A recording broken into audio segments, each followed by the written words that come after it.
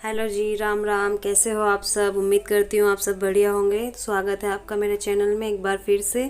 तो रोज़ की तरह मैं आ गई हूँ बुटीक पर और करने लगी हूँ अपना काम। सुनीता के लिए सबसे पहले मैंने एक ब्लाउज़ कटिंग किया जो हमको आज ही देना है। उसके बाद मुझे आज करनी है पीको, क्योंकि मैंने कल पीको नहीं की थी। एक दिन छोड़ के मुझे पीको करना ही पड़ता है क्योंकि हमारे पास ब्लाउज़ ज़्यादा आते हैं, साड़ियाँ आती हैं, तो पीको फॉल का काम भी करते हैं हम। तो इसलिए पहले मैं इसका ब्लाउज़ कटिंग करूँगी, उसके बाद मैं पीको को निपटाऊँगी, क्योंकि पीको को सुबह सुबह निपटाने से मुझे फ़ायदा हो जाता है कि मैं फिर दिन भर अपना काम कर सकती हूँ, कस्टमर अटेंड कर सकती हूँ और साथ में सिलाई भी करूँगी। तो जिस दिन पीको का काम रहता है उस दिन मैं सिलाई कम कर पाती हूँ, क्योंकि पीको में ही मेरा 1.5 से 2 घंटा हो जाता है, तो इसलिए मैं उस दिन सिलाई कम ही कर पाती हूँ।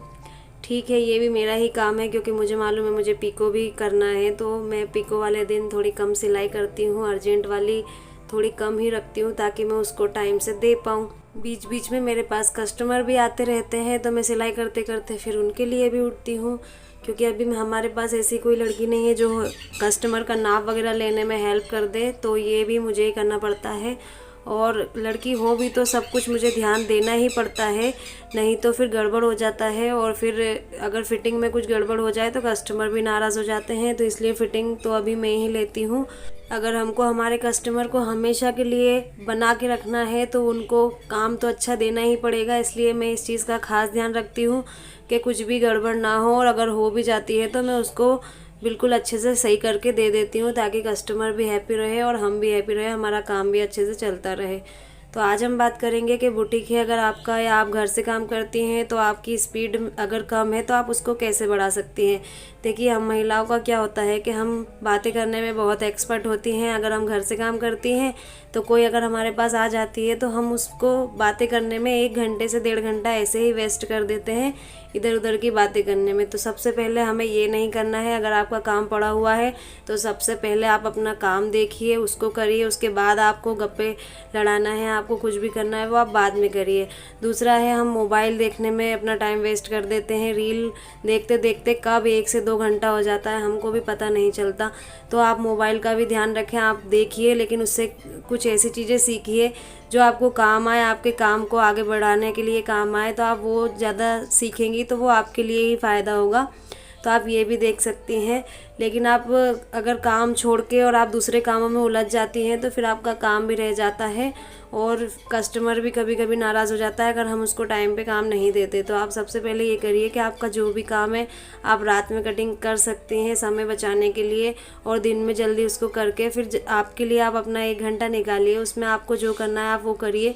पर सबसे पहले अगर आप काम करोगे तो आपको अपने काम से पहचान मिलेगी, और वही पहचान आपको बहुत आगे तक लेके जाएगी। तो अपने काम पे फोकस ज़्यादा करिए, वो आपके लिए बहुत अच्छा रहेगा। तो अभी मैंने अपनी साड़ियों को निकालना स्टार्ट कर दिया है। जो भी मेरी आज अर्जेंट की साड़ियाँ हैं जो फॉल लग के जाने वाली है, सबसे पहले मैं उन पे पीको करके और रख दूँगी ताकि इन पे टाइम से फॉल लग जाए, क्योंकि फॉल वाली दीदी हमारी यहीं पर बैठकर लगाती है, तो वो बस आने वाली है, तो इसलिए मैं सबसे पहले पीको करके रख देती हूँ और इनके पल्ले सीधे कर लेती हूँ। मैं ज़्यादातर साड़ी को फाड़ कर ही उनके पल्ले सीधे करती हूँ, क्योंकि इससे बिल्कुल सीधे पल्ले हो जाते हैं। अक्सर क्या होता है, हम कैंची से काटते हैं तो वो तिरछे ही रह जाते हैं। कई साड़ियों में ऐसा होता है, हमारे साथ भी होता है, लेकिन आपको हर साड़ी को फाड़ कर सीधा नहीं करना, ये बात ज़रूर याद रखिएगा, क्योंकि मेरे साथ कई बार ऐसी गलती हो गई है। कई साड़ियाँ ऐसी रहती है जो तिरछी हो जाती है फटते टाइम, तो वो टेढ़ी कट जाएगी। इससे अच्छा है आप पहले कपड़ा देखिए, ये थोड़ा सा उसको फाड़ कर देखिए, अगर वो सही से फटता है तो आप उसको फाड़िए, नहीं तो आप उसको कैंची से ही सीधा करिए। तो मैं तो ज़्यादातर यही करती हूँ अपनी साड़ियों के पल्ले सीधे करने में। अभी मैंने इसमें से ब्लाउज़ निकाल लिया है जो मुझे सिलवाना है, ये भी मैं सुनीता से ही सिलवाऊँगी, तो इसको भी कटिंग करके देना है। फिर मैं अपनी पीको निपटा दूँगी ताकि मैं पीको टाइम से निपटा सकूँ। पीको की मशीन भी हमारे पास है और सिलाई की मशीन भी हमारे पास 3 है, तो हमारा काम अच्छे से चलता रहता है।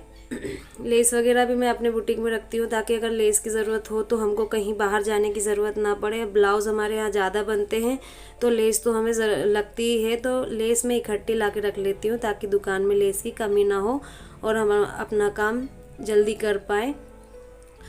तो अगर आप हाउसवाइफ हैं और स्पीड आपकी कम है, आप दिन में अगर एक ही सूट सिलती हैं और आपके पास ऑलरेडी इतने सारे पड़े रहते हैं, तो आप एक गलती कर रही हैं। आपको अपना काम टाइम से करना चाहिए। आप रात में कटिंग करके रख लीजिए, सुबह सुबह कटिंग करके रख लीजिए, जिससे टाइम बच जाएगा और आप दिन के 2 से 3 या 4 सूट भी आराम से निकाल सकती हैं। मैं अपनी बात बताऊं तो मैं ज़्यादा सिलाई नहीं कर पाती, क्योंकि मुझे जो मेरे पास दीदियां सिलाई करती है, मुझे उनके लिए सिलाई भी निकालनी पड़ती है, अस्तर गिट्टी सब मिला के मुझे देना पड़ता है, तो टाइम मेरा वहाँ पर चला जाता है। और पीको भी मुझे ही करना है, तो मेरा 1-1.5 घंटा यहाँ जाता है। उसके बाद फिर मैं सिलाई करती हूँ, तो मैं ज़्यादा नहीं बनाती हूँ, सच बताती हूँ। मैं सिर्फ 1 या 2 ब्लाउज़ दिन में स्टिच कर पाती हूँ, कभी कभी 3 हो जाते हैं, लेकिन उससे ज़्यादा नहीं हो पाते, क्योंकि मुझे इतना ही टाइम मिल पाता है, कस्टमर भी देखना होता है।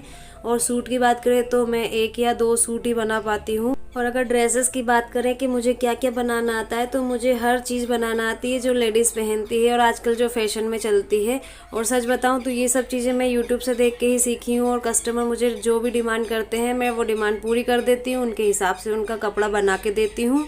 मैं कभी भी कोई भी ड्रेस लेने से बिल्कुल नहीं घबराती। अगर कस्टमर कोई डिमांड करता है कि आप हमको ऐसी बना के दो, तो मुझे बड़ा मज़ा आता है नई नई कपड़ों को बनाने में और सिलने में और सीखने में। क्योंकि जब भी कस्टमर हमें कोई नई ड्रेस देता है तो हमें उसको सीखने का नॉलेज मिलता है और हम नई ड्रेस बनाना सीख जाते हैं, क्योंकि कस्टमर की होती है। और कई बार मैं ऐसा करती हूँ, जैसे मुझे कभी लगता है कि ये मैं अगर परफेक्ट नहीं बना पाई, तो सबसे पहले मैं उसे अपने पे ट्राई कर लेती हूँ। अगर वो परफेक्ट बन जाती है तो फिर मैं कस्टमर के लिए ही बनाती हूँ। तो कभी भी कोई भी कपड़ा आए तो आपको डरना नहीं है, आराम से अपने लिए पहले ट्राई कर लीजिए और फिर कस्टमर के लिए बना के दीजिए। आप बना पाओगे, आपको अपने ऊपर भरोसा रखना चाहिए। अगर आप हाउसवाइफ हो और घर बैठकर काम करना चाहती हो, तो मेरे हिसाब से तो सिलाई एक बेस्ट ऑप्शन है, जो आप घर पे बैठ के कर सकती हो काम। आपको कहीं जाने की ज़रूरत नहीं है। बुटीक वाले बहुत सारे हो गए हैं आजकल, सिलाई का काम वैसे भी बहुत बढ़ रहा है, तो आपको घर बैठे ही काम मिल सकता है। बस आपको थोड़ा सा अपनी सिलाई को परफेक्ट करना है, और काम को ढूंढने के लिए आपको बुटीक पर जाना होगा, और वहाँ पर आप बात कर सकती हैं। आप घर पर बैठ के सिलाई कर सकती हैं। अगर आपकी सिलाई में वाकई में फिनिशिंग होगी, तो बुटीक वाले आपको हंसकर सिलाई घर पर ही देंगे, और आप घर से ही कमा सकती हैं। अपने घर को भी संभाल सकती है, बच्चों को भी संभाल सकती हैं, और काम करके 2 पैसे भी कमा सकती है, क्योंकि भाई आपका पैसा आपका ही रहेगा। आपको खर्च करने में सोचने की ज़रूरत नहीं रहेगी कि ये मैं खर्च करूं या नहीं, कोई मुझे कुछ बोल तो नहीं देगा। तो अपने लिए कमाना बहुत ज़रूरी है। भले ही आप घर से कितने भी सक्षम हो, लेकिन जो महिला होती है उसको किसी से मांगने से अच्छा है कि वो खुद काम करे, इंडिपेंडेंट बने और अपने पैसे खुद कमाए, और ज़रूरत पड़ने पे अपने बच्चों के लिए, अपने लिए खर्च कर सके। तो ये बहुत इम्पोर्टेंट होता है एक महिला के लिए कि वो घर में बैठ के काम करके अपने लिए 2 पैसे कमा ले और सक्षम बने। और आप, अगर आपको सिलाई में इंटरेस्ट नहीं है, तो आप पार्लर का काम कर लो, वो भी बहुत अच्छा होता है। घर पे बैठकर ही आप थोड़ा सा सेटअप लगा लो, या छोटे छोटे काम जैसे आईब्रो वैक्सिंग, ये सब आप बिना सेटअप के भी घर से करके थोड़े बहुत अर्निंग कर सकते हो अपने लिए। तो यही सब बातें हैं जो आप हाउसवाइफ के लिए इम्पोर्टेंट है कि आप कुछ भी करिए, मेहनत करिए, क्योंकि अभी आपके पास समय है। एक समय ऐसा आता है जब हमको पछतावा होता है कि अरे यार, हमारे पास समय था और हमने उस समय पे अपनी मेहनत नहीं की, तो आज हम यहाँ है। अगर हम मेहनत कर लेते तो आज हम कहाँ होते। क्योंकि देखिए, आप कोई भी काम करो, ज़ीरो से आप स्टार्ट करोगे, लेकिन वो आपको कहाँ तक ले जा सकता है काम, ये आपको खुद भी नहीं मालूम। जैसे कि मैं अपना बताती हूँ, मैंने सिर्फ अपने सिलाई के दम पे थोड़ा सा स्टार्ट किया था, आज मैं बुटीक खोलकर बैठी हूँ, 6 जने को मैं काम दे सक रही हूँ। तो इससे प्राउड की बात और मेरे लिए क्या होगी। तो आप भी महिला हैं, हाउसवाइफ है, जो भी आप, अगर लड़की भी है जो अभी घर पर है, शादी नहीं हुई है, तो आप अपनी मेहनत कीजिए, और अपने मेहनत के दम पे आप अपने काम को आगे तक लेके जाइए। आप शुरुआत तो करिए, अपने आप इतना आगे बढ़ जाओगे कि आप सोच भी नहीं सकते हो। और मेहनत करने से कभी भी नहीं घबराना चाहिए कि अरे ये इतना बड़ा है। कोई भी काम छोटा बड़ा नहीं होता। आप कोई भी काम कर लीजिए, ईमानदारी से करिए, तो वो आपको बहुत आगे तक ले जाएगा, जहाँ तक आपने सोचा भी नहीं। तो अपने काम को करते रहिए, अपने आप को आगे बढ़ाइए, तरक्की करिए और अपनी पहचान बनाइए। बहाने तो सब बनाते हैं, डरते भी हैं, लेकिन आप बहाने मत बनाइए। अपने काम के काम को इतनी ईमानदारी से करिए और आगे लेके जाइए ताकि आपकी पहचान बने, आपका नाम हो और आप लोगों के बीच एक सम्मान पात्र के रूप में आओ कि हाँ ये वो दीदी हैं जो बहुत अच्छा काम करती है, हमें इनका काम बहुत पसंद आता है। तो उम्मीद करती हूँ आपको आज का वीडियो पसंद आया होगा। वीडियो देखने के लिए बहुत बहुत धन्यवाद। मिलते हैं अगले व्लॉग में।